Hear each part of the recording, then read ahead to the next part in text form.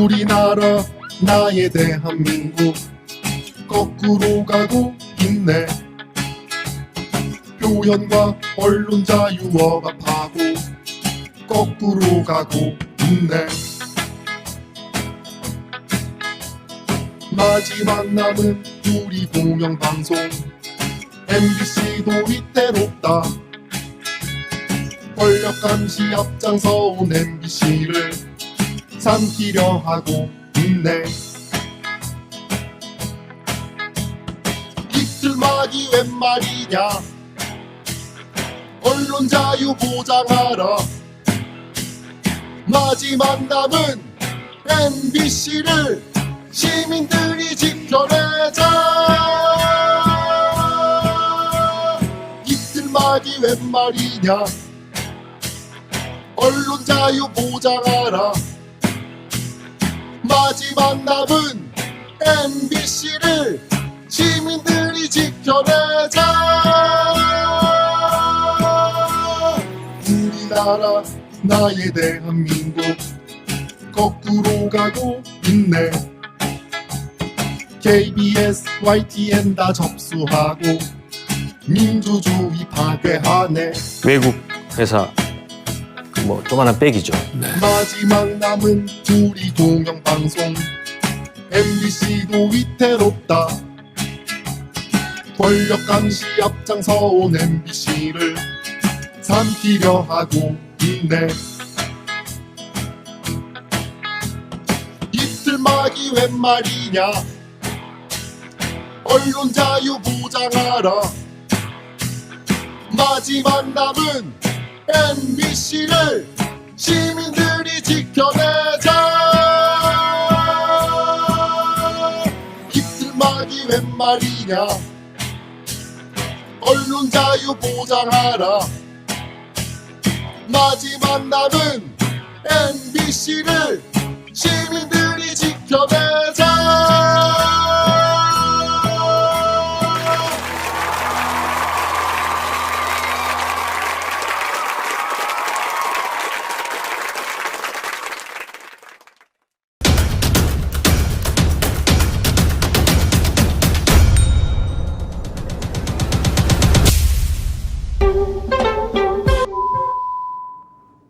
네, 안녕하십니까. 국민대학교의 이창현 교수입니다. 안녕 MBC 지키자 시민모임 MC모와 스픽스가 공동으로 기획한 MC모 특별생방송 이승만 찬양 다큐와 용산의 밀정들 시간입니다. 제목이 대단합니다. 이승만 찬양 다큐. 어떻게 이런 일이 있을지, 또 용산의 밀정들이 있다는 것 정말 궁금하신데요. 여러분들이 함께 보시면서 어떤 이야기를 하실지 앞으로 1시간 동안 함께 해주시기 바랍니다. 오늘 먼저 나오신 분들 소개 말씀드리겠는데요. 한국 근현대사의 권위자이시고 실천적인 역사학자, 아주 거창하십니다. 성공회대학교 한홍구 선생님 나오셨습니다. 네, 안녕하십니까. 박수로 한홍구입니다. 우리 같이 한번 하시죠. 또 현장에서 치열하게 역사전쟁을 이끌고 있는 민족문제연구소의 방학진 기획실장님. 네, 안녕하십니까. 방학진입니다. 요즘에 문제가 많습니까?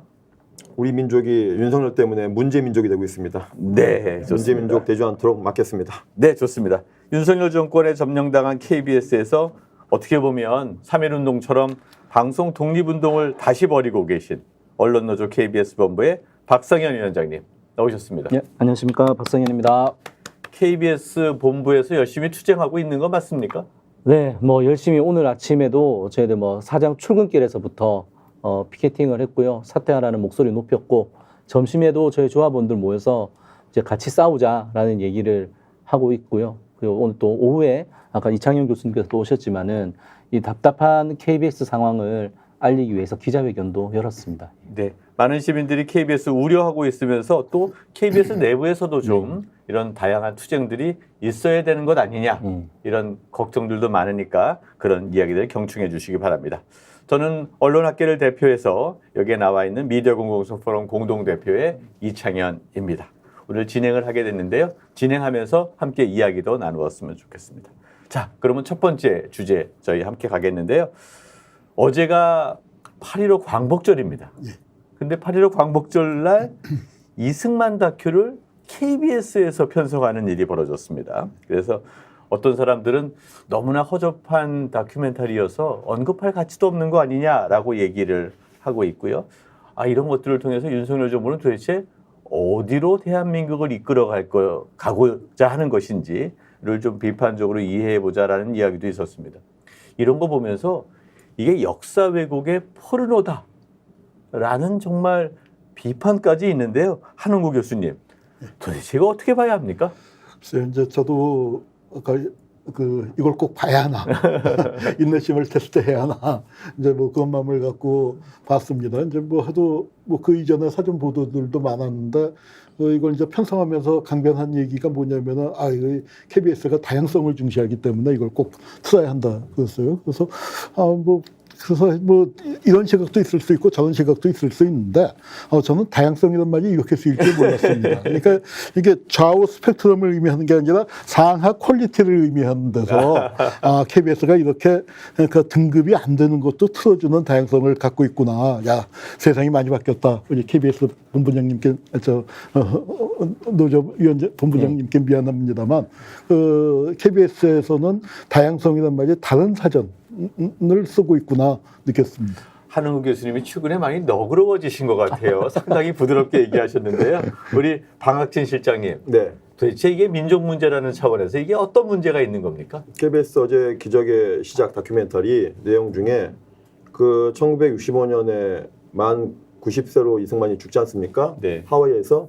그럼 이런 얘기 나오죠. 그래도 이승만이 고국의 땅에서 죽고 싶어가지고 그렇게 고국 땅 밟고 싶어 했는데 그렇게 하지 못했다. 네. 라고 하는데 그 당시 대통령이 박정희예요. 박정희가 못 오게 한 겁니다. 그러니까 박정희한테 따지셔야죠. 네. 왜 박정희가 고국 땅에서 죽지 못했는지에 대해서 또 이런 얘기 하거든요. 박정희가요. 그 박정희가 이승만에 대한 평을 합니다. 이 평이 있는데 제가 한번 읽어드릴게요. 자, 이게 이 박정희의 이야기입니다. 해방 16년에 남한에서는 이승만 노인의 눈 어두운 독재와 부패한 자유당 관권 중심의 해방 귀족들이 날뛰어서 민족의 장래는 어두워만 갔다. 마침내 4월 19일에 반독재 학생혁명이 유발하고 말았다. 결국 박정희조차도 이승만을 이렇게 평가했고 박정희조차도 이승만이 고국에서 죽는 것을 반대했거든요. 그러니까 4.19를 반대하면서 5.16 혁명을 일으킨 쿠데타의 주역이 네, 독재자인 박정희조차도 또 이승만에 대해서 이승만은 인정 못했다 이거죠. 그렇죠. 네, 그러니까는 우리는 어떻게 보면은 뭐 요즘에 박정희주의자 아직도 많지 않습니까? 그렇죠. 그분들에게 이 어려움을 좀 들려주고 싶어요. 네. 네. 자, 근데 KBS라고 하면 아까 이제 뭐 퀄리티 얘기도 하셨지만 다양성도 존재하지만 사실 우리나라의 최고의 공영방송으로서 우리 국민들의 시대 정신도 좀 앞서가야 하고 조금 더 진보적인 색깔로 해서 우리 사회를 좀 발전시켜 나가야 되는 그런 역할들 가지고 있다라고 생각이 드는데요. KBS에서 이런 프로그램 도대체 왜? 또 이런 편성할 때 KBS 내부 구성원들 저항 없었습니까? 분명히 이 프로그램은 그 편성이 될 때 의도가 있는 거라고 밖에 볼 수 없는 거고요. 그 분명한 목적이 있습니다. 저희들이 자, 다시 한번 말씀드릴게요. 보통 세월호 같은 거 KBS에서 기획하면 자체 기획하고 PD들이 다 모여서 여러 가지 국장 회의와 본부장 회의에서 한 2, 3개월 이상 제작을 하지 않습니까? 이런 과정 거친 겁니까? 그래서 그런 과정이 거치지 않았기 때문에 프로그램 편성에 분명한 의도가 있다라고 밖에 볼 수 없는 거죠. 분명히 말씀드리지만 어제 기적의 시작이라는 영화 다큐는 KBS에서 만든 프로그램이 아닙니다. KBS가 여러 가지 프로그램들을 사와서 시청자 여러분들께 보시라고 이제 제공을 해드리는데 그런 영화들 가운데는 정말 오락성이 높아서 시청자들께서 보고 즐기시라고 하는 프로그램 내지 정말 의미가 있는 프로그램이어서 이런 것들은 보셔야 됩니다라고 해서 방송하는 프로그램들도 있고요. 그래서 어제 이 기적의 시작이 방송했던 프로그램은 독립영화관이라는 프로그램이었어요. 그래서 그 독립영화라는 게 KBS와 같은 큰 조직 말고 조그만 네. 인디 그런 제작사에서 조금 진보적인 색깔 이런 것들을 좀 다룬 내용들이 좀 편성되는 그런 시간대 아닙니까? 꼭 진보적이진 않더라고 하더라도 다양한 정말 네. 아까 말씀하셨던 퀄리티의 다양성이 아니라 네. 다양한 시각을 담은 프로그램들을 이제 방송하는 프로그램인데 문제는 이 프로그램이 영화진흥위에서 독립 영화로조차도 인정을 못 받았다라는 것이죠. 영화진흥위에 보면은 독립 영화 심사 기준이 3가지가 있습니다. 네. 어떤 거냐면 상업 영화가 다루지 않는 정치적, 사회적, 문화적 쟁점과 인물을 깊이 있게 다룬 영화. 이게 뭐 다양성의 의미겠죠. 네네. 그리고 두 번째가 편견과 관습에 얽매이지 않는 표현으로 차별화된 경험을 전달하는 영화. 그리고 세 번째가 새로운 지식을 제공하고 대안적 의제를 제기하는 영화. 이 3가지 기준이 있는데 이 어떠한 기준에도 부합하지 않기 때문에 독립영화로 인정을 못 받았죠. 그래서 저희들이 듣기로는 이 프로그램이 독립영화관에서 방송이 되었다라고 해서 사실 독립영화계에서는 굉장히 반발이 심하다라고 합니다. 왜냐하면 전국 1년에 수백 편의 독립영화가 쏟아지는데 네. KBS를 통해서 독립영화관이라는 프로그램으로 나갈 수 있는 소개를 받는 영화는 1년에 한 주에 한 프로씩 나가면은 52주밖에 안 되지 않습니까? 네네. 그러니까 이 독립영화가 지상파를 통해서 방송이 되는 것이 독립영화를 하시는 분들 입장에서는 엄청난 이제 경험이고 어떤 작품성을 기회가 되는 인정받았다라는 거네요. 거죠. 네. 그런데 독립영화로도 인정받지 못한 기적의 시작이라는 것이 독립영화관이라는 프로그램으로 방송이 되었다. 그 부분에 대해서 엄청난 반발을 하고 있는 거죠. 네, 그렇군요. 저는 이제 이 부분에 대해서 헌법적 시각에서 좀 봐야 된다고 봅니다. 네. 그 뭐 아무리 뭐 상업 영화 뭐 다양성 중요하지만 적어도 공영방송에서는요 헌법의 바운더리를 넘어선 다양성은 존재할 수가 없습니다. 네네. 헌법의 다양성, 헌법 안에서의 다양성이겠죠. 네. 헌법적 가치 안에서의 다양성. 대한민국 헌법은 장식 헌법이 아니라 규범 헌법이라고 합니다. 액세서리가 아니에요. 이 헌법재판소의 판결인데 89년 헌법재판소 판결을 불러드릴게요. 헌법은 국민적 합의에 의해 제정된 국민 생활의 최고 도덕 규범이며 정치 생활의 가치 규범으로서 정치와 사회 질서의 지침을 제공하고 있기 때문에 민주사회에서는 헌법의 규범을 준수하고 그 권위를 보존하는 것을 기본으로 한다라고 되어 있습니다. 그러니까 헌법에 어떻게 되어 있습니까? 3.1운동으로 건립된 대한민국 임시정부법통을 계승하고, 두 번째 불의한관 4.19 민주정부 계승하고, 세 번째 조국의 민주개혁과 평화통일을 지향한다고 독립민주평화통일 정신을 헌법에 명시하고 있어요. 이것은 장식이 아니라 따라야 됩니다. 여기서 불의한관 4.19 민주 이념, 불의는 가로 열고 이승만과 자유당 독재예요.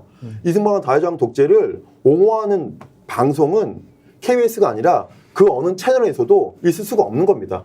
그래서 우리는 반헌법적인 이번에 행태가 KBS에서 방송되었다 이렇게 보는 겁니다. 한우구 교수님, 예. 우리 사회가 여러 가지 우여곡절이 있지만 크게 봐서는 민주화의 과정을 거쳐오지 예, 않았습니까?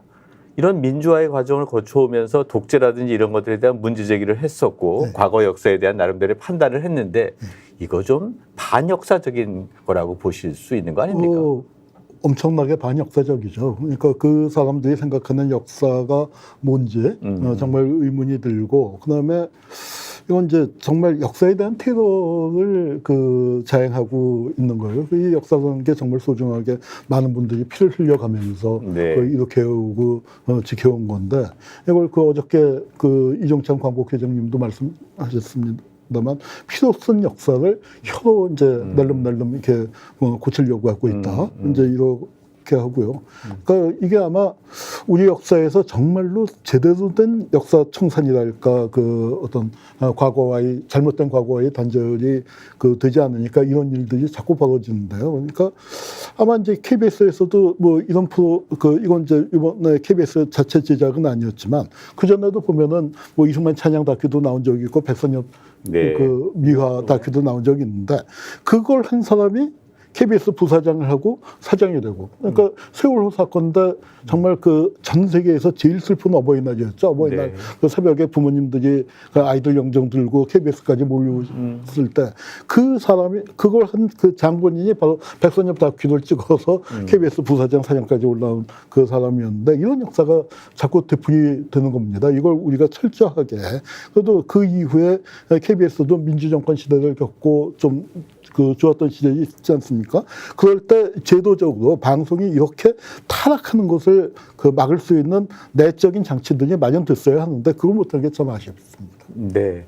공영방송이 민주주의의 발전과 함께 상생해 가면서 두 바퀴로 진전해 가야 되는데 그런 것들이 어떻게 보면 거꾸로 돌아가는 게 아닌가 생각이 듭니다. 정권이 바뀔 때마다 이런 일들이 벌어지는데 네. 공영방송은 진보 보수를 떠나서 공영방송으로서의 몫이 있는 거고 그렇죠. 아까 이제 방 실장님도 지적하셨지만 헌법적 다양성 틀 내에서 이 방송을 공영방송을 조금 더 보수적인 방향에서 조금 더 그렇죠. 진보적인 방향에서 운영할 수는 있겠죠. 그러나 공영방송이 지켜야 할 그 틀 자체를 깨버린다고 한다면은 이거는 정말 그 국민적인 저항을 가져올 수밖에 없는 거죠. 그러니까 정권 교체에 따라서 약간의 진보와 약간의 보수로 스펙트럼의 전환은 가능하지만 이것은 대한민국의 헌법적 질서의 규범을 완전히 깨는 정도의 문제다. 이렇게 보시는 그렇죠. 거네요. 그러니까 이제 아마 뭐 그 4월 혁명뿐만이 아니라 그 이제 거슬러 올라가서 임시정부 문제, 그렇죠. 그다음에 또 요즘 논란이 되고 있는 건국절 문제,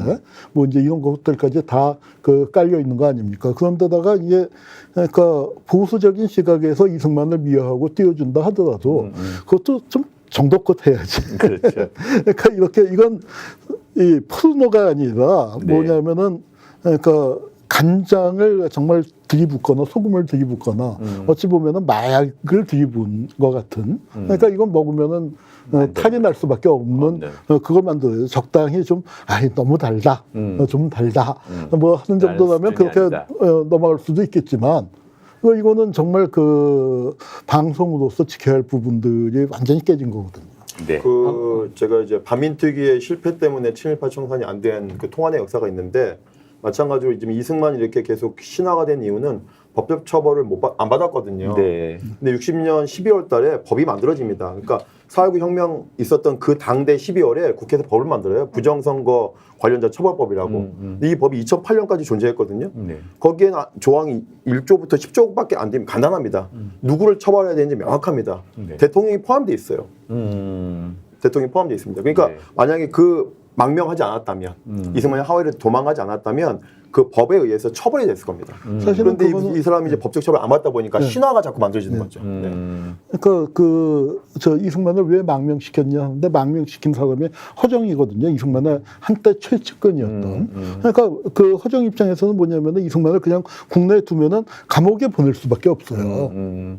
그리고 아마 그 프란체스카도 마찬가지일 네. 겁니다. 지금 국정농단으로 그렇죠. 치면은 네. 아니 경무대의 공용어가 영어였잖아요. 사실상의 공용어가. 프란체스카가 뭐 비서관들, 장관들 인사도 다 하고 인해 장막으로 그 대통령을 차단하고 그렇게 한 국정농단이었기 때문에 거기가 부부가 세트로 처벌받을 수밖에 없는 것을 네. 그 상황을 그 허정이 이제 좀 그러니까 이기붕이 이제 죽고 그 틈에 이제 빼돌려서 가게 된 거고 박정희 입장에서도 그래요. 그러니까 박정희가 그 이승만을 저평가하고 싫어하고 그렇기 때문에 박정희가 이승만 시절부터 쿠데타를 여러 차례 준비했던 거 아닙니까? 그렇죠.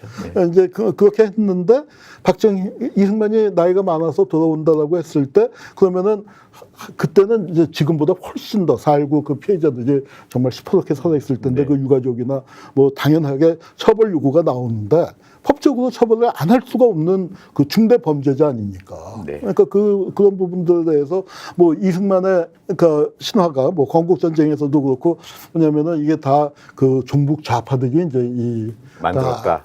그 이승만을 지어버렸다 하는데 사실은 이승만을 가장 철저하게 지은 사람은 박정희예요. 그리고 박정희를 철저하게 지은 사람은 전두환입니다. 네. 자, 그런데 아까 이제까지 이승만의 어떤 다큐멘터리 프로그램이 어떤 내용인지 잘 모르시는 분들도 계신 것 같아요. KBS 노조에서 이게 뭐가 문제가 된다 이렇게 좀 정리해 놓은 게 있는데요. 우리 박성현 위원장님. 네, 한번 그 자료 띄워 주시겠습니까? 네. 일단 그 이승만이라는 사람을 영화 제목 자체가 기적의 시작이지 않습니까? 네네. 기적의 시작이라고 하는 것이 이승만이 했던 모든 것이 기적이라는 거예요. 이승만이라는 사람 자체를 신화화하는 그런 이제 그 영화인 거죠. 그렇게 네네. 하면서 이런 이승만이 이렇게 대한민국을 발전시킬 수 있었던 것이 기독교의 영향에 의해서이다. 기독교의 성령을 받아들였기 때문에 이승만이 기독교적인 관점 하에서 이제 우리나라를 발전시킬 수 있었다. 그렇게 얘기를 하고 있고요. 그리고 이제 얘기를 하는 것이 이승만은 피해자로 묘사를 하고 있습니다. 그러니까 3.15 부정선거와 관련해 가지고 자신들은 아무것도 몰랐고 주변의 사람들이 저지른 일인데 그런 것들을 이제 나중에 알고 자기가 하야를 선언했다. 그렇게 얘기를 하면서 이 하야 선언조차도 이제 굉장히 구국의 결단이다. 그래서 이 하야 선언 자체도 굉장히 높이 받들어야 된다라고 얘기를 하는 것이죠. 사실 기적이라는 단어는 되게 종교적이거나 신앙적인 측면이지 이게 정치적인 단어가 아니지 않습니까? 그래서 이제 그 독립 영화 소위 그 영진이에서조차도 이걸 어떻게 평가했냐면은 네. 주장이 결과론적으로 왜곡된 측면이 있다. 그리고 팩트 자체가 틀린 것이 있고 다큐멘터리 영화라고 느껴지지 않았다. 그리고 다큐멘터리 감독으로서 기본적으로 갖춰야 하는 것도 갖추지 않았다고 생각했다라고 하면서 영화를 독립 영화에서 불인정 결정을 내렸던 거였거든요. 이런 영화를 KBS의 독립영화관이란 프로그램에서 방송을 했다라고 하는 것은 명백히 의도가 있는 것이고 이 의도는 어떤 것이냐? 공영방송을 지금 윤석열 정부 체제 하에서 대한민국의 역사관을 개조시키는데 공영방송 KBS를 수단으로 이용을 했다라고 저는 보고 있습니다. 자, 그러면 KBS 담당 직원이 있었을 테고 부장들이 있었고 그들이 다 제작에 참여한 거 아닌가요? 아니죠. 그래서 아닙니까? 보통 통상적이라고 하면 독립영화관의 틀 작품을 선정을 할 때 네. 제작 실무자가 스크리닝하고 서칭을 합니다. 그래서 네네. 해외 영화제에서 좋은 평가를 받거나 수상을 한 프로그램들을 보고 이런 것들을 독립영화관에 내면 좋겠습니다라고 결제를 올리죠. 네네. 그럼 이제 결제를 하면은 이제 부장, 국장, 본부장이 결제를 해서 하게 되는데 이번에는 이런 절차가 아니라 임원진 편성 본부장부터가 야 이거 한번 봐. 이거 한번 트는 거 고려해봐. 이렇게 오더가 내려왔다라는 거죠. 그래서 제일 처음에 연초부터 시작이 되는데 임원진에서 건국전쟁과 기적의 시작 이 두 프로그램에 대해서 처음에 3.1절 내지 현충일에 트는 것을 고려해봐라.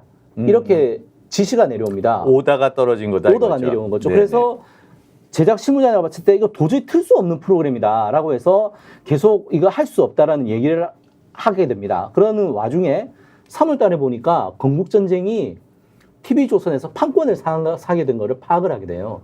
그러니까 더욱더 이제 임원진이 야, 그러면 기적의 시작이라도 사라. 이거 틀어라. 라고 했는데 계속 문제 제기를 합니다. KBS에 틀 수 없는 프로그램이다. 그렇게 하니까는 어떻게 하냐고 하면은 회사의 편성 국장이 직접 구매 기한을 합니다. 일반 직원이 해야 되는 거를 국장이 기한을 하고 편성 본부장이 그 결제를 해서 판권을 삽니다. 국장과 본부장이 직원이 갖고 온 걸 한 게 아니라 본인들이 직접 한 거죠. 셀프 기한을 했다는 그렇습니다. 거네요. 그래서 이거를 일단 뭐 프로그램을 사왔으면은 방송에 내보낼 수 있게끔 독립영화관이라는 타이틀도 붙여야 되고 후반 작업들을 해야 되지 않습니까? 예. 그래서 이것도 이제 실무자한테 이거 제작해라라고 하니까 또 실무자가 이거 하면 안 됩니다. KBS에서 나가면 안 됩니다라고 하면서 계속 재고 요청을 했죠. 그런데 계속 재고 요청이 들어오고 제작 실무자가 이걸 못하겠다. 이거는 나가면 안 됩니다라는 부정적인 의견들이 피력을 하니까 이 편성 본부장이 직접 우리 이제 방송에서 종편실이라고 얘기를 하는데 종편실에 내려와서 편집 감독하고 프로그램을 직접 디렉팅을 해서 방송에 나갈 수 있게끔 만들어요. 본부장이. 편성 본부장이 하는 일이 그게 아니거든요. 자, 한 가지. KBS에서는 사실 TV 편성위원회가 있고 공정방송위원회를 본부가 개최 요구를 할 수 있어요. 네. 거기서 이거 문제 있다라고 지적하셨습니까? 그래서 저희들이 이 과정이 이어지는 동안 PD협회에서는 TV위원회를 개최해라. 조합에서도 편성위원회를, 조합에서는 공정방송위원회를 열어야 된다라고 사측이 요구를 했습니다. 네. 하지만 사측이 이걸 모두 거부를 했죠. 그렇게 하면서 내세웠던 것이 편성권은 사측의 고유한 권한이다.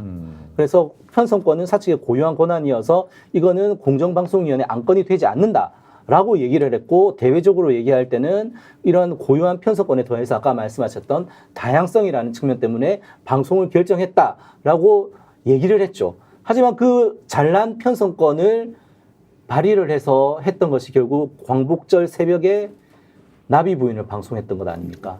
그러니까 이 편성권이라는 걸 가졌던 사람들이 편성권을 제대로 쓸 줄도 모르고 어떻게 해야 되는지도 모르는 무능한 사람들인 거죠, 지금. 네, 좋습니다. 자, 이런 것들이 진행되고 있는 전체의 상황이 사실은 뉴라이트가 이 윤석열 정부의 핵심적인 역사 의식들을 지배하고 있는 거 아니냐, 뭐 이런 지적들이 많이 있습니다. 그래서 거기에 따른 문제점들이 많다고 하는데 뉴라이트의 주장, 우리 방 실장님, 네. 핵심적으로 뭐가 문제입니까? 일단 말씀드리기 전에 이 방송 한마디 더 하면은요. 네, 그 기적의 소리는 전광훈 TV에 나가면 딱 적합한 프로그램이거든요. 전광훈 목사 텔레비전 나가면. KBS가 아니라. 예. 그런데 이게 KBS 나오는 게 문제고, 과거에 우리 기억하실 겁니다. 문창극이라는 국무총리 지명자가 있었어요. 문창극. 그 사람이 낙마하게 된 계기가 어느 교회에서 서울시를 하나님께 봉헌해야 된다. 그 영상 한 컷 나가가지고 국무총리 안 됐거든요. 그때는 예. KBS가 그 보도를 단독으로. 네네. 그렇죠. 그러니까 어떤 특정한 종교적 편향을 가지고 하면 안 되는데 이 기적의 소리는 거의 이 이승만이 세운 대한민국은 거의 하나님의 기적이란 얘기예요. 이거는 있을 수가 없는 이야기거든요. 그러니까 이거는 그러니까 얼마나 이 KBS 편성 담당자들이 역사 감수성이 없는지를 극단적으로 말해주는 것 같고, 또 이승만 스스로가 어떻게 보면 재헌의회 때라든지 대한민국 정부수립 경축식 때 기도하고 시작하거든요. 네. 그러니까 대한민국이 정말 그 좀 황당한 건데 헌법적으로 네. 볼 때, 그러니까 네. 대한민국이 기도로 출발하는 나라예요. 국회 열리고 난 다음에 최연장장이 이승만이 임시의장으로 와서 단상에 서서 첫 마디가 기도하겠습니다. 네. 그러고 이승만 정권에서 보면은 그 당시에 기독교 인구는 우리나라에서 1% 네, 정도밖에 안 됐는데, 그 이승만 정권 시기에 보면은 장관의 내가 장차관의 한 40%쯤, 그 국회의원 내선 20, 한 2, 3%였나? 뭐 하여튼 20%가 넘게가 기독교인이었어요. 그러니까 네. 과잉 대표가 됐고, 그리고 그 기독교 국가를 만들겠다라는 게 이승만의 아주 공공연한 얘기였습니다. 그래서 그거는 정말 헌법적으로 있을 수 없는 부분이고, 지금 그 교회 쪽에서 이제 이승만을 그렇게 또 떠받들고 네. 이렇게 네. 내세우려고 하는 것도 이제 있는 거죠. 네. 그래서 우리 방 실장님, 네, 뉴라이트. 뉴라이트 얘기 이제 본격적으로 해주시는데요. 네. 식민지 근대화론, 네. 또 위안부 강제노동의 어떤 강제성, 부인 이런 게 이제 핵심적인 것 같은데 네. 이게 역사를 어떻게 보자는 겁니까? 식민지 근대화론에 대해서는 우리 옆에 한 교수님이 제일 잘 아시지만 저는 그냥 쉽게 표현하자면 네. 그 도둑놈이 남의 집에 도둑질 하러 갔는데 담이 높아가지고 최신식 사다리를 가지고 넘어갔어요. 담 넘어가서. 그다음에 도둑질하고 난 다음에 사다리를 놓고 갔습니다. 그 사다리가 좋다는 거예요. 그 사다리를 선물했다는 거예요. 그러니까는 뭐 굳이 식민지가 나쁜 것이 아니라 하는 거고, 두 번째 좀 비유하자면 그 지리산에 야생 반달곰 잡아가지고 철창에 가둬놓고 삼시세끼를 영양 좋은 걸 준다 이거죠. 곰한테. 그러는데 어떻게 합니까? 곰의 쓸개에다가 튜브를 꽂아가지고 매일매일 웅담 빼고 있는 거예요. 그런 구조가 이제 제국주의 식민 구조거든요. 그렇지만 야, 이 곰에게 얼마나 곰이 행복한가. 야생에서 먹이 잡지 않아도 삼시세끼 이 좋은 영양분을 주고 있는데 굶지도 않고 얼마나 좋은 것인가. 이게 식민지라는 거예요. 이게 식민지 근대화라는 논리거든요. 가난한 겁니다. 그러니까 제국주의가 기본적으로 우리나라를 행복하게 하려고 했던 제도인가. 우리가 일제시대 일제시대라고 하는 그 일제는 제국이란 말이죠. 그렇죠. 예, 그러니까 그것에 대해서 부정하고 다른 얘기 해버리면 우리는 그러면 이제 일본 제국주의가 아니라 러시아가 왔으면 러시아도 제국주의, 그다음에 영국 제국주의, 다 우리가 제국주의 열강 주변에 있다가 결국은 일제시대가 된 건데, 그러면 제국주의 자체가 옹호가 되는 겁니다. 그러면 이 독립운동가들은 단 하나거든요. 제국주의 반대한 거거든요. 그렇죠. 예, 일제 침략인데 정확히 말하면 제국주의에 대한 반대했기 때문에 독립운동가를 인정하는 것인데, 그럼 우리나라는 독립운동가 인정될 필요가 없는 거죠. 그런 좋은 시대를 반대하는 사람들이니까. 한 교수님, 네. 식민지 근대화론에 왜 윤석열 대통령이 그렇게 집착하고 이런 주의 주장을 따르게 되는 거예요? 저도 정말 모르겠어요. 그러니까 근데 이제 그 한 가지 생각해 볼 수 있는 거는 그 주변에 정말 사람이 없어지는 것 같고, 그다음에 윤석열 정권이 들어서서 뭐 나름대로 그럼 또 이제 그 잘 할 수 있는 여지도 있었을 수 있겠죠. 그렇죠. 네. 뭐 정의를 세운다든가 뭐 네. 이제 하는 부분에서. 근데 그게로 가지 않고 이렇게 극단으로 가니까 제가 생각할 때는 한국의 보수에 이렇게 사람이 없진 않거든요. 그런데 정상적인 보수 진영에서 정상적인 사람이 가질 못하는 것 같아요. 그리고 그 안에서 내부에서 이간질을 시키고 또 정상적인 사람이 들어오면 다가오지 못하게. 왜 우리 좀 들어온 얘기지만 이 그러니까 큰 양푼에다 비빔밥을 비볐어요. 거기에다 이제 보면 저 혼자 먹겠다고 침투해 듣는 사람들 있으면은 정상적인 사람은 숟가락 놓죠. 네네. 아니 그래 니들끼리 잘 먹어라. 그런데 그걸 먹을 수 있는 사람들끼리 꼬이는 겁니다. 꼬이는 거고 그리고 이제 그런 인재풀이 또 뭐 청문회나 뭐 이제 이런 거 하다 보면은 옛날 우리나라 뭐 역사가 그렇다 보니까 개인의 어떤 그 처신이라든가 관리에서 청문회를 무사 통과할 수 있는 사람이 많지 않은 겁니다. 특히 보수 쪽에는 진보도 뭐 별로 나을 거 없을지 모르겠습니다만. 그러니까 이제 그런 사람들 중에 내가 그러니까 이런 말 있죠. 미운 사람 있으면 장관 추천해라. 근데 추천을 받았을 때 적당해서 아예 난 이제 뭐 하고 사양을 하는 사람이 많은데 뉴라이트나 이런 뻔뻔 쓰는 사람은 탈탈탈탈 털려도 그러니까 거기서 그 진짜 이짐숙처럼 그 모든 게 했을 때 거기서 딱 이렇게 버틸 수 있는 그 뻔뻔함. 난 대한민국이 서시가 정말 바람에 있는 입새에 있는 바람에도 그리워하는 그 서시를 대한민국 국민이 제일 좋아한다고 하는데 이렇게 뻔뻔한 사람들이 그러니까 제가 그 부끄러움이 없다는 말이 두 가지로 쓰일 수 있다. 진짜 부끄러움이 없는 삶을 사는 사람 참 드물지만 네. 그런 사람도 있지만 부끄러움하고는 전혀 상관없는 그런 부류들이 지금 모여 있는 것 같아요. 그런데 이제 그 식민지 근대화론이라는 게 제가 알기로는 어떻게 보면 역사학계 정통 역사학계에서는 나온 게 아니거든요. 식민지 근대화론이 식민지 근대화론이 이제 경제사학회 경제사 쪽에서 이제 하면서 경제 역사 쪽에서 나왔는데 이게 이제 뭐 아시는 분은 아시겠지만 예전에 1990년대 중반이었나요? 프란시스 구야마라는 사람이 있어요. 역사의 종언이라는 책이 있었는데 그 책의 내용이 보면은 자본주의가 최종적인 인간 역사의 발전 단계의 끝이고 더 이상의 뭐 역사의 발전의 단계는 없다라는 얘기지 않습니까? 그러니까 이런 내용하고 일맥상통하는 거예요. 그래서 어떻게 되든지 간에 자본주의를 발전시키는데 기여했다라고 하면은 그것이 최고의 선이 되는 것이고 이 한국 사회에서 자본주의를 발전하는 근원을 식민지 시대로 가는 게 식민지 시대에서 찾고 있는 게 식민지 근대화론인 거죠. 그러니까 이제 그 과거에 우리 역사 전쟁도 이제 단계를 겪어왔는데 역사 전쟁의 그 1세대 그거는 뭐냐면은 이제 정말 친일파들이 득세했잖아요. 그때는 친일파들이 그러니까 자기들이 잘못했다는 걸 알아요. 스스로. 네, 그래서 어떻게 했냐면 이제 너 친일했지 하지 하면은 이제 정말 두들겨 패는 거죠. 그래서 그러니까 이제 경고를 하고 묻지 마 다쳐. 그러다가 그런 때도 떠들면 말 많으면 공산당. 그래서 이제 잡아 죽이고 뭐 고문하고 하는 겁니다.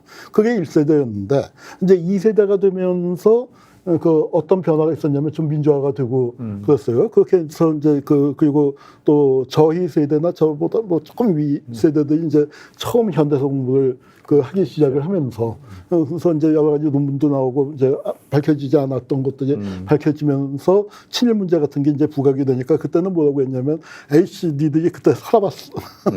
친일 안 하고 살 수가 있나. 그 친일 안 한 사람 있으면 나보라고 독립운동하는 사람은 요만큼밖에 안 되고 여기에서 이 땅에서 사는 사람은 다 뭐 친일한 거지. 뭐 창씨개명 안 한 사람이 누가 있어? 80% 이상 했지. 뭐 이제 이런 식이었어요. 그러니까 변명을 했죠. 그런데 이제 그 3세대 지금 단계에서는 뭐냐면은 그러니까 이게 그 일제시대의 그 고통을 겪은 사람들이 다 사라지고 나니까 뭐냐면 자랑질을 해요. 야, 북한 봐봐. 친일파 청산한다고 하더니 지금 저렇게 다 쫄딱 굶고 있는데 우리 할아버지들이 근대 문명도 받아들이고 일본한테 열심히 배우고 또 미국한테도 이제 로비하고 그러다가 보니까 이렇게 우리가 잘 먹고 잘 살게 됐어. 우리 할아버지들한테 고마운 줄 알아. 그런데 왜 그걸 우리 그 할아버지들을 갖다가 왜 이렇게 못 잡아먹어서 난리야. 그건 북한 놈들이야. 그리고 너희는 우리 아버지를 죽이는 폐륜이야. 그 건국의 아버지. 산업화의 아버지를 죽이는 폐륜이야. 친일과 반공이 같이 가는군요. 같이 가는 거죠. 같이 가는데 그러면서 이제 그랬을 때 사실 우리 입장에서는 우리 역사에서 본다면 우리 역사의 아버지가 왜 친일파가 돼야 하고 왜 분단의 왕이고 왜 독재자가 돼야 합니까? 우리한테는 독립운동을 하셨던 분들이 그렇죠. 있고 통일운동을 하셨던 분들이 있고 민주운동을 하셨던 분들이 있는데 이 분들이 우리 역사에서의 우리 헌법적 가치에서 얘기하는 진정한 대한민국의 아버지가 되는 겁니다. 이 사람들은 그 지금 저 뉴라이트들이 이렇게 받들어 모시고 싶어서 안달이 난 사람들은 사실은 우리 아버지를 죽인 사람들인 거죠. 우리 아버지를 역사에서 지워버리고. 그러니까 역사에서 폐륜, 우리 보고 그러니까 이런 역사의 진실을 밝히는 사람을 보고 폐륜이라고 했지만 실제 폐륜은 우리는 아버지들의 원위치를 찾아드리는 작업을 하는 거고 실제 폐륜은 저 사람들이 저지르는 거죠. 역사의 조금 폐륜. 네, 예. 덧붙이자면 아까 말씀하신 대로 역사 전쟁 1세대 반민특위 설립 당시에 재헌회에서 반민특위 만들었지 않습니까? 초대 반민특위 위원장은 이제 김상덕 선생인데 뭐 독립운동가죠. 28 독립선언부터 하셨던 뭐 완전한 인생의 전체가 독립운동하는 분인데 그 당시 부위원장이 김상돈 부위원장이 있었습니다. 나중에 이제 서울시장도 하셨는데 김상돈 부위원장 되실 당시에 좀 논쟁이 있었어요. 흠결이 있다. 반민특위 부위원장 흠결. 그 흠결이 뭐냐면 일제강점기 말기에 동네에서 통반장 잠깐 했습니다. 통반장. 일제강점기 말에 통반장 했기 때문에 반민특위 부위원장 안 된다는 거예요. 그러니까 그 당시에 1세대는 그야말로 초창기에는 그래도 부끄러움이 있었다는 거죠. 선명한 의식을 가지고 있었다는 그 정도 거죠. 부끄러움이 있었다는 거. 지금은 어떤 거냐면 말씀하셨듯이 혐중, 혐북, 혐 러시아까지 포함해가지고 봐라. 러시아, 우크라이나 전쟁 일으키고 중국 봐라. 북한 봐라. 결국 친일파 청산한 나라들이 저렇게 된다라고 해서 젊은이들에게 다가가고 있는 것 같아요. 뉴라이트들이. 그런 어떤 레토릭을 해가지고. 자, 요런 상황에서 이제 윤 정권의 친일 행각이 좀 더 부각되고 있는 겁니다. 그래서 바로 2024년 8월 15일 대한민국의 광복절날 어떤 일이 있었는지를 먼저 한번 비디오로 보고 그리고 나서 이야기를 이어갔으면 좋겠습니다. 광복절 행사가 쪼개져서 열린 최초의 상황이 벌어졌는데 한번 영상 틀어주시겠습니까? 1948년 8월 15일을 건국절로 하자는 주장이 있습니다. 누구를 위한, 무엇을 위한 건국절입니까? 최근 왜곡된 역사관이 버젓이 밝혀지며 역사를 허투루 재단하는 인사들이 역사를 다루고 교육하는 자리 정면에 등장하고 있습니다. 준엄하게 거부해야 합니다. 피로 쓰인 역사를 혀로 준엄하는 역사를 덮을 수는 없습니다. 단지 역사적 사실을 왜곡하는 데 그치지 않고 종군위안부는 매춘부였다. 일제 강제징용은 없었다. 일제의 수탈은 오히려 수출이었다. 독도가 우리 영토라는 충분한 근거가 없다. 이런 발언으로 피해자의 고통을 부정하고 있습니다. 길은 하나입니다.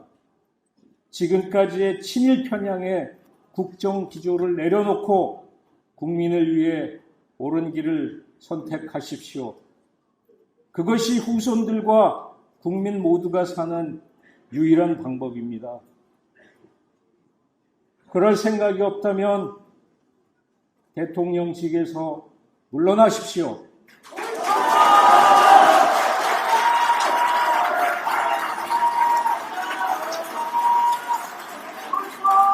네, 그럴 생각이 없으면 물러나십시오. 사실 상당히 간단치 않은 단호한 말씀이셨던 것 같은데요. 광복절 이렇게 갈라진 적 없은 것 같은데요. 이게 왜 이런 일들이 벌어졌습니까, 한 교수님? 있죠. 광복 같은 판이더라도 네. 의미가 다른 겁니다. 네, 친일파들 입장에서 우리가 생각을 해볼 필요가 있어요. 네, 친일파들에게 1945년 8월 15일 우리 민족 전체에게는 이게 해방의 날이고 기쁜 날이었지만 친일파들 입장에서 뭡니까? 용궁에 끌려간 날이에요. 그런데 1948년 8월 15일은 뭐냐면 용궁에서 탈출한 날이에요. 왜 이 같은 8월 15일을 놓고 왜 이렇게 싸웠느냐. 문제 간단합니다. 그리고 대한민국의 건국이 왜 1919년이면 안 되느냐. 친일파들 입장에서. 1919년에 대한민국이 건국됐으면 친일파들은 그동안에 대한민국의 36, 반정부 활동을 한 거죠. 동안 네, 반역을 한 겁니다. 그런데 1945년이 아니고 47년이 건국이 되면 앞에 역사 뚝 잘라 먹어도 되거든요. 그러면 뭐가 되냐면 우리가 빨갱이를 때려잡고 우리가 대한민국을 세운 거야. 이렇게 자기들이 건국의 주체가 되고 건국의 그 주인공이 되는 거예요. 그 이전에 반민족적 행위가 사라지고 그렇기 때문에 친일파들이 그렇게 건국절에 그 목을 메고 있는 겁니다. 네. 우리 그리고 아까 이제 네. 저 김남년 교수가 사임 얘기를 하셨는데 네, 네. 제가 저 현장에 있었습니다. 현장에 있었는데 그때 딱 들은 얘기가 네. 드는 생각이 뭐냐면은 이승만 대통령이 12년 동안에 제일 잘한 게 뭐냐? 사임한 거. 또 4월 혁명 때, 그건 박정희가 얘기를 했습니다. 박정희가 그 12.6 사건 이제 총맞게 되는 이유 중에 하나인데, 이승만은 발포 명령을 안 내줬다 이거죠. 근데 자기는 발포 명령 내리겠다. 그러니까 김재규가 깜짝 놀라서 이제 그렇죠. 청년들 생명을 구하려면 그 길밖에 없는 그렇죠. 거 아니냐고 네. 이제 총을 쏜 건데 이승만이 한 가지 잘했다면은 물론 그 상황까지 간 게 말이 안 되는 거지만 네네. 말이 안 되는 거지만 그런 일이 벌어졌을 때 더 이상 거기 자리를 뭐 지킬 수도 없는 상황이었지만, 네. 지킬 수도 없는 상황이었지만, 물러난 거. 그것이 아마 이승만이 대통령 그 재위 12년 동안에 제일 잘한 일이 아닌가 생각합니다. 네, 그 멘트, 물러나라, 이제 이런 멘트도 있지만, 이종찬 광복 회장님의 말씀도 간단치 않았어요. 피로 쓰인 역사를 혀로 바꿀 수 없다. 이런 이야기인데요. 이거에 대해서 우리 방 실장님 어떻게 이걸 읽어야 됩니까? 이종찬 광복회장님 지금 엄청나게 후회하고 계실 거예요. 왜냐하면은 윤석열 대통령이 정치인으로 처음 출발할 때 그 검찰총장 그만두고 대중 앞에 첫 모습이 뭐냐면은 남산의 이회영 기념관 개관식 때였거든요. 네네. 네, 그때 처음으로 그 옆자리에 메인 맞아요, 자리에 맞아요. 앉혔거든요. 제가 아직도 그거 기억하는데요. 그때 송영길 그 당시 당대표였는데 당대표도 초청 안 했습니다. 이종찬 회장님이 그 당시에. 네. 예. 당대표도 초청 안 하면서 그 윤석열 전 검찰총장을 자기 옆에 앉히면서 그러면서 그때부터 이제 이종찬 회장이 이제 그 윤석열의 멘토다. 이렇게 된 거죠. 그리고 뭐 본인 뭐죠? 그 이철우 교수님 아들인데 그 이철우 교수님의 부인이 현재 식약청장이지 않습니까? 전문성 있는 분이에요. 그럼 낙하산해 볼 수 없는데. 그러니까 뭐 내가 뭐 그 정도 뭐 윤석열 대통령에게 좀 얘기하면 좀 듣겠거니라고 생각했던 것 같아요. 이번 스타일상. 그런데 이제 완전히 뒤통수를 세게 맞으신 거거든요. 요번에. 네, 이번에. 특히 다른 건 몰라도 독립균형관장 건에 대해서도 좀 제가 다음 기회에 내막을 좀 자세히 말씀드릴 기회가 있겠습니다만은 이종찬 원장이 믿었던 오영석 교수라고 있습니다. 연세대학의 이승만 연구원 연구교수 오래 한 분인데 거의 이승만 빠라고 할 수 있는데 그분을 좀 믿었던 것 같아요. 근데 그분한테 이제 임원 추천위원장도 시켰거든요. 그러면서 이제 본인이 주장한 분 뭐 해주겠거니 했는데 임원 추천위원회 회의석상에서 뒤통수를 맞은 거거든요.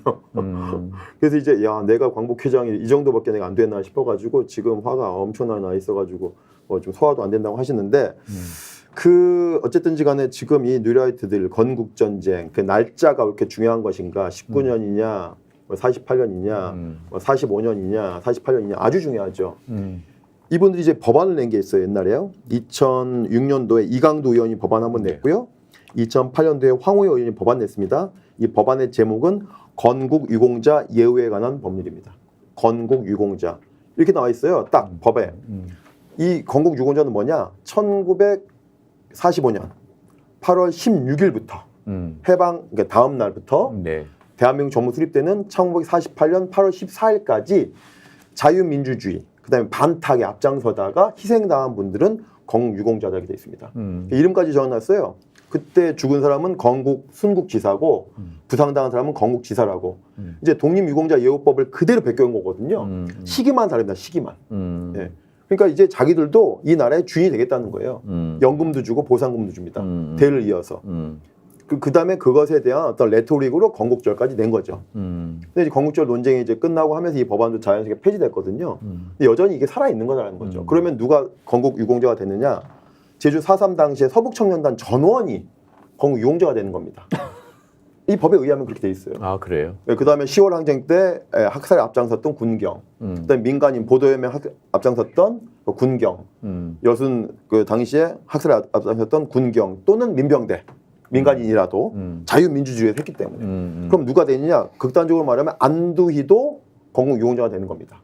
왜? 자유민주주의를 반대했다 이겁니다. 김구 선생이. 왜냐하면 이인호가 그렇게 얘기하거든요. 이인호는 김구 선생은 1945년 8월 15일까지만 유효하다. 그 다음부터 만 3년 동안에는 대한민국 정부 수립 반대했지 않았냐. 그러니까 빠져줘야 된다고 이인호가 얘기해요. 그 얘기를. 2011년도 그 와중에. 유명한 말 있지 않습니까? 그러니까 안두희가 이제 그 백범을 죽인 그야말로 거사를 하고 난 다음에 안두희가 이제 헌병사령부로 갔다가 그 저 특무대로 CIC 쪽으로 넘어갔잖아요. 거기 책임자가 김창룡인데 김창룡이가 안두희를 보고 한 첫 마디가 뭐냐면 안의사 수고했어요. 네. 안의사. 네. 그러니까 이게 사실 역사 전쟁이라는 게 그래요. 그러니까 뭐냐면은 우리가 안의사 하면은 떠오르는 분이 당연히 있죠. 그러니까. 그런데 그분을 안의사로 모시느냐, 아니면은 김구를 죽인 그 안두희 같은 사람을 안의사로 모시느냐. 그러니까 그 세력 쪽에서는요. 그 세력 쪽에서는 그러니까 김구가 이 역사적인 위인으로 이렇게 되는 게 몹시 불편한 거예요. 그러니까 김구를 테러리스트로 만드는 거죠. 테러리스트로 만들고 뭐 오늘 아마 뭐 책에 나왔다고 그러는데 그러니까 이제 그런 작업들이 되는데 이승만에 대한 평가에서 빠질 수 없는 대목이 그겁니다. 안두희가 그럼 어떻게 됐냐? 그러니까 김구 선생을 그 암살하는 게 이승만 지시에서 나왔는지 어떤지는 지금 정확하게 밝혀져 있지는 않지만 그 후에 보면 안두희를 잘 보호했잖아요. 잘 보호한 정도가 아니라 건국전쟁에서는 무슨 얘기를 하냐면 이승만이 물러나려고 그랬는데 이 마지막 헌신, 마지막 봉사를 한 게 제일동포 북송 사업을 하니까 그걸 막기 위해서 했다 하는데 제일동포 북송 사업을 막기 위해서 일본에 파견한 사람이 안두희예요. 그 밀사가. 그런데 그보다 더 뒷목을 잡고 쓰러져야 할 일은 뭐냐면 안두희가 있으면 김대중 납치 사건 때도 여기서 이제 그 현지 여기 책임자가 공작 책임자가 가면 일본 현지에서 받쳐주는 사람이 있지 않습니까? 일본 현지 책임자가 누구냐면 위해림이라고 이승만의 특무기관을 일본에서 운영했던 사람인데 이 사람이 1935년에 일본 상해 영사관이 백범을 암살할 때 그 공작 책임자입니다. 그러니까 이승만 정권이 하는 게 그렇게 정말 그 기가 막힌 거죠. 백범을 죽인 사람하고 백범을 죽이려고 하던 사람이 이승만 정권의 말기에 그 중요한 핵심 공작의 책임자가 됐다는 게 무엇을 얘기하겠습니까? 네. 그러니까 전 이런 부분들이 네. 그러니까 이승만의 인사정책이나 윤석열 정권의 인사정책이 닮은 바가 있다고 생각해요. 이승만에 대한 비판이 뭐냐면 이승만이 외교는 잘했다. 그래서 외교에는 귀신인데 네. 인사에는 등신이다. 네. 그런데 윤석열 정권은 이게 인사에서의 등신을 넘어서서 새로운 경제를 보여줍니다. 네. 그러니까 뭐냐면 그 각 기관에 그러니까 그 부적합한 인사 또는 무능한 인사를 안 치면 뭐 하다 보면 그럴 수도 있지 하겠는데 이건 골라서 그 기관의 정체성을 깨는 사람들 그런 사람들만 계속 앉히고 있거든요. 방 실장님, 네. 사실 이명박 박근혜 때도 이러지 않았다 이런 말들이 있는데요. 네. 최근 들어서 여러 국가기구, 네. 특히 이제 역사, 문화를 담당하는 기구에 네. 이른바 문제 인사들이 많이 등장을 했어요. 네, 네. 간단하게 네. 핵심적 기관만 설명해 주시죠. 네, 그 정부 산하 4개 역사단체라고 합니다. 정부가 우리 세금 들여서 가지고 운영하는 역사단체 대표적인 4개가 있는데 첫 번째가 이제 동북아 역사재단은 뭐냐면은 일본의 독도 침탈, 일본의 역사 왜곡에 저항하라, 대응하라. 그다음에 중국의 동북공정을 대응하라 해가지고 이름 자체가 동북아 역사재단이에요. 근데 이 동북아 역사재단 교육부 산하고 거의 제가 볼 땐 차관급 이상의 자리에 있는데 이 이사장에 서양사 전공자를 앉혔어요. 이름이 동북아 역사재단인데 예, 서양사 예. 전공자 박지한 교수라고. 이분이 뭐라고 또 망언을 하냐면 지금 대한민국 국민들 수준은 1940년 영국 국민들보다 수준이 낮다라고 얘기합니다. 그다음에 일본 청년들에게 과거에 일본의 기성세대가 했던 잘못들에 대해서 반성, 사과하라고 강요해서는 안 된다 이렇게 얘기합니다. 죄의식 갖지 말라는 거예요. 그게 이제 동북아 역사재단 이사장이 앉혔고 국사편찬위원회는 그 뉴라이트의 이데올로그를 할 수 있는 경희대학교 허동희 교수가 갔는데 이분은 작년에 홍범도 장군 뭐 문제 있을 때 그 흉상 문제 논쟁이 있을 때 철거해야 된다고 주장한 분이에요. 철거해야 된다고. 대한민국 독립운동사를 정리해야 되고 그 알려야 될 분이 독립운동가의 흉상을 철거하라고 동의한 분입니다. 그다음에 세 번째는 한국학중앙연구원 김남경은 그 유명한 반일 종족주의의 저자기도 한데 일제히 쌀 수탈을 수출이라고 얘기하지 않습니까? 이것은 비유하자면 여성에게 성추행을 가해놓고 난 성추행하지 않았다. 난 그 여성에게 성교육했다. 라고 하는 건 똑같은 논리예요. 활용 점정으로 이번에 김영석 씨가 간 거죠. 독립기념관이요. 네. 근데 이게 왜 위험하냐면 이명박 박근혜 정권에서는 적어도 교학사 교과서라고 하는 민간 시장에서 우리가 그 물건을 안 사면 됩니다. 불량식품은 안 먹으면 되거든요. 이제는 뭐냐면 군납 음식이 나오는 겁니다. 군납. 안 먹을 수가 없어요. 예, 그 사기 기관이 연구원들 채용할 수도 있고요. 프로젝트를 줄 수도 있고요. 연구 영역을 줄 수 있거든요. 우리 공금으로 세금으로 뉴라이트 연구를 시킬 상황이 온 거죠. 네. 자, 이제 그러면 마지막 영상 준비되어 있는데요. 윤 대통령이 광복절 기념사에서 일본에 대한 언급 하나도 없이 진행하고 있는데요. 뭐 통일 방안과 국내의 비판 세력, 어둠의 세력 이렇게까지 얘기했는데 그 내용 어떤지 확인해 보시죠. 이러한 통일 대한민국으로 나아가기 위한 우리의 과제를 제시하고자 합니다. 첫째, 우리 국민이 자유 통일을 추진할 수 있는 가치관과 역량을 더욱 확고히 가져야 하고, 둘째는 북한 주민이 자유 통일을 간절히 원하도록 변화를 만들어내야 하며, 셋째는 국제사회와 연대해야 한다는 것입니다. 자유사회를 무너뜨리기 위한 허위 선동과 사위비 논리에 휘둘려서는 더더욱 안 됩니다. 이른바 가짜뉴스에 기반한 허위 선동과 사위비 논리는 자유사회를 교란시키는 무서운 흉기입니다. 지금 가짜뉴스는 하나의 대규모 산업이 됐습니다. 사이비 지식인들은 가짜뉴스를 상품으로 포장하여 유통하며 기득권 이익 집단을 형성하고 있습니다. 국민을 현혹하여 자유사회의 가치와 질서를 부수는 것이 그들의 전략이고, 선동과 날조로 국민을 편갈라 그 틈에서 이익을 누리는 데만 집착할 따름입니다.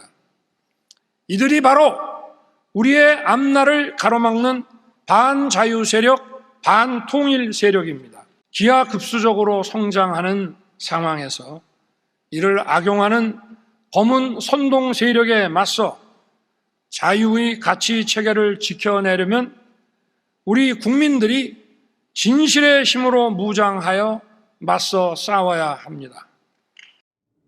네. 대통령이 아주 강하게 얘기했는데요. 통일 얘기를 해서 전 무슨 의미 있는 교류 협력을 하나 봤더니 북한의 자유화와 거의 북진 통일론 이야기한 것 같아요. 어떻습니까?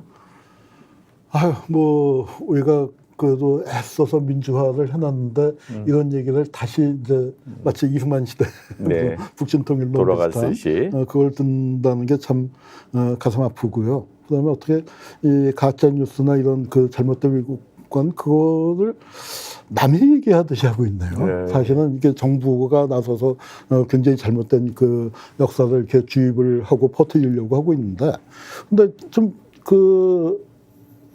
우리가 기억을 되살려야 할 게, 국민도 그렇고 정부도 그렇고 기억을 되살려야 할 부분은 뭐냐면 박근혜 정권이 어떻게 무너졌나 생각해 보세요. 그러니까 물론 타블렛 그 PC가 발견되면서 이제 탄핵으로 급속하게 갔지만 박근혜 정권이 얼마나 막강했고 야당이 정말 지지멸렬하고 그 힘을 못 쓰고 있었죠. 그런데 그때 시민들이 정말 도저히 안 되겠다 하고 다시 모이게 된 계기가 역사교과서 국정화 문제였습니다. 국정교과서 문제였어요. 네네. 그래서 역사를 이렇게 할 때 이건 정말 해도 너무한다.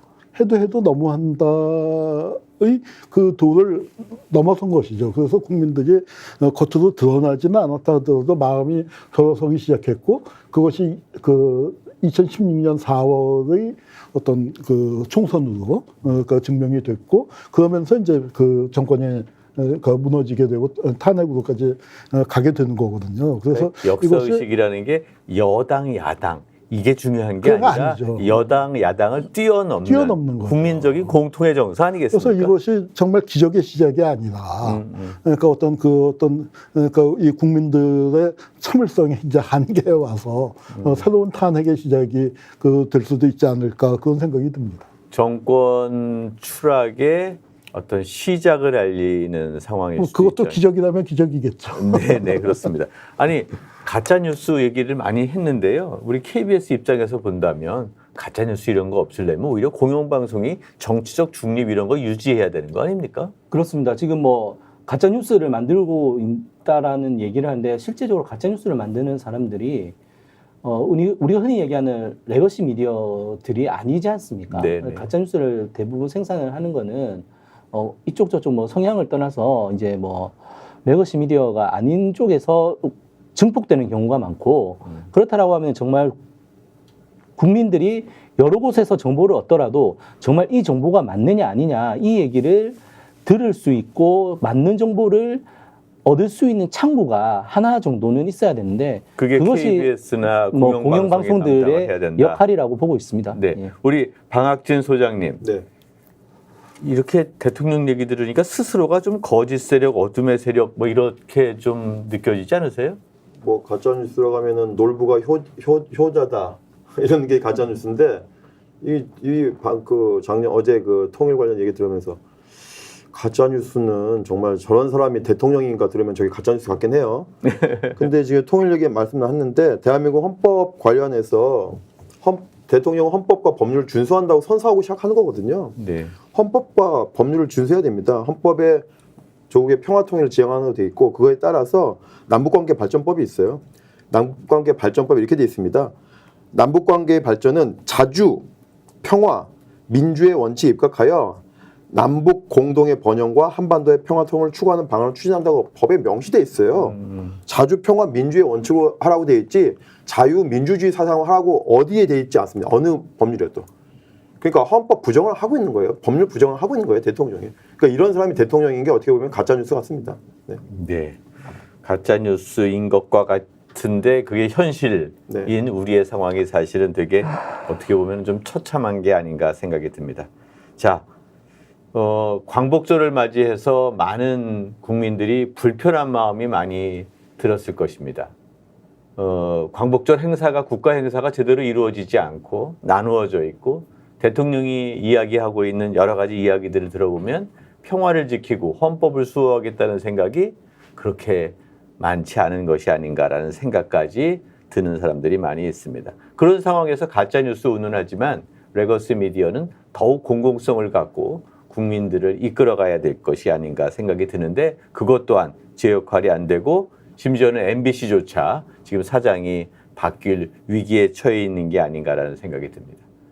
또 바로 어제 이런 뉴스가 들어왔습니다. 대한민국의 언론 자유 지수라는 게 있죠. 22년도에 43위였던 게 23년도에는 47위로 내려왔는데요. 24년도 올해의 순위가 밝혀졌습니다. 62위입니다. 이러한 것은 국격 없는 기자회에서 조사한 자료인데 이것처럼 우리의 언론 상황은 언론 자유가 추락하고 있다. 대통령이 취임사에서 그렇게 자유를 외쳤지만 정작 대통령을 비판하는 언론에 대한 자유를 허락하지 못하고 있는 것이 우리의 현실 아닐까 생각이 듭니다. 애완견과 기레기가 판치는 시대. 사실 우리는 공영방송으로서의 파수견을 우리가 가져야 되는 게 아닌가 생각이 드는데요. 윤석열 대통령이 광복절 이야기를 들었을 때 정말 국민들은 분노하지 않을 수 없는 상황인 것 같습니다. 오늘 이런 이야기들을 했고 우리가 새로운 변화를 마무리해야 되지 않을까 생각이 듭니다. 마지막으로 한 말씀 드리겠습니다. 우리가 MBC를 지키는 시민 모임인데요. 8월 21일 수요일 저녁 7시 광화문입니다. 동아면세점 앞에서 MBC 힘내라 콘서트 2탄이 열립니다. 시민 여러분들의 많은 참여를 부탁드리겠고요. MBC 지키자 시민 모임 MC모에서는 오픈 채팅방 MC모를 운영하고 있고요. 자발적인 참여를 부탁하고 MC모 가입하시면 여러분들이 많은 정보를 얻을 수 있겠습니다. 8월 21일 수요일 MBC를 지켜주시기 바랍니다. 오늘 세 분 토론자와 함께 이야기 나눴습니다. 감사합니다. 고맙습니다. 고맙습니다.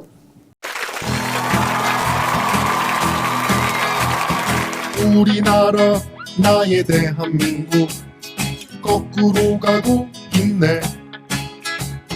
표현과 언론 자유 억압하고 거꾸로 가고 있네.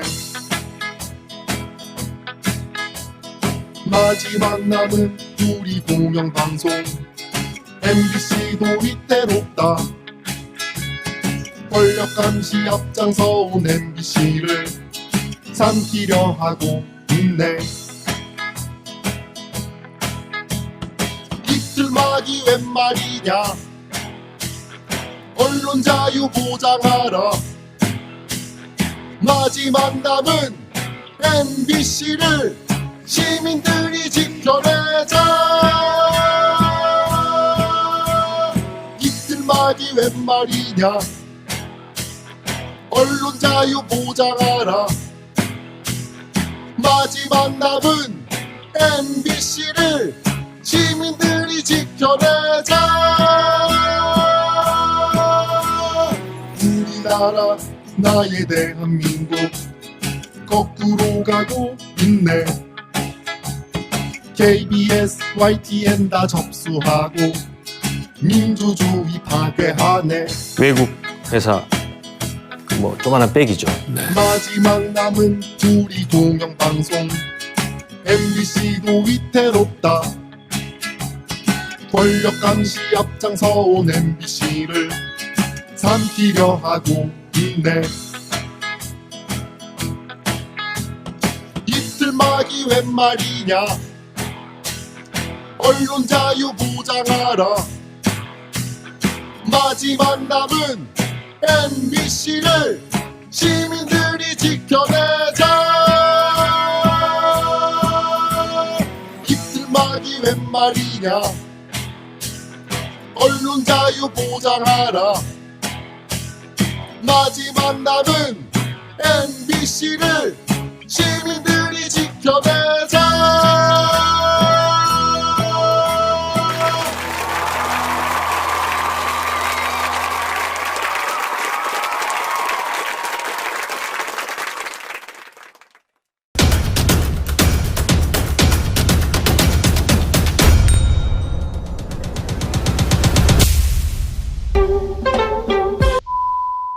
스픽스는 말하는 언론입니다. 대세는 유튜브, 그중에서 스픽스. 좋아요, 댓글, 구독, 알림 설정. 여러분이 저희를 사랑해 주시고 우리가 여러분을 사랑하는 4가지 방법입니다.